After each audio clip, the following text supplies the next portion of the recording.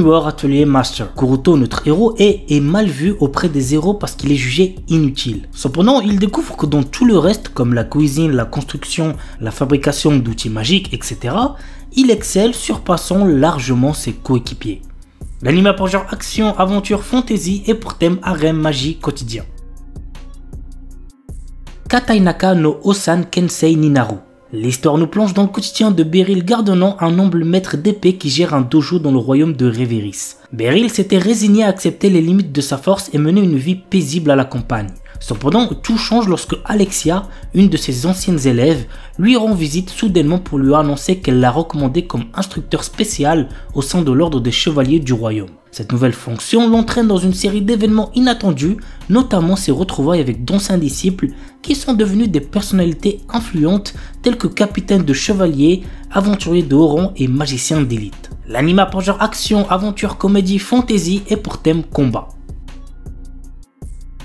Orewa Seikan Koka no Akutoki Ryushu. Après avoir vécu une vie de tristesse et de désespoir, Liam Serra Banfield s'est réincarné dans un autre monde digne d'un roman de fantasy. Mais ce monde a cependant la particularité de posséder une civilisation avancée ayant déjà conquis l'espace et installé un empire intergalactique. Liam a eu la chance de s'être réincarné au sein d'une famille d'aristocrates. Cette fois-ci, il n'a pas l'intention de subir le même sort que dans sa précédente vie.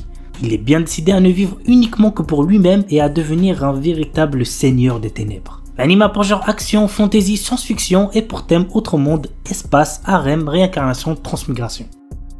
Kanren no skill Baka Agete Tara Nazeka Tsuyuki Nata. Eiwain est un jeune homme de 17 ans qui souhaite vivre une vie paisible en tant que fermier. Pour cela, il décide de monter une grande partie de ses compétences en agriculture. Quant aux autres compétences, il décide de les améliorer de temps en temps quand il aidera ses amis sur divers travaux. Un jour, il réussit à atteindre le level max dans ses compétences agricoles. Son rêve se trouve à portée de main. Il va enfin pouvoir profiter d'une vie paisible de fermier, mais malheureusement pour lui, le destin en a décidé autrement. L'anime a pour genre action, aventure, fantasy et pour thème agriculture, harem, monstre.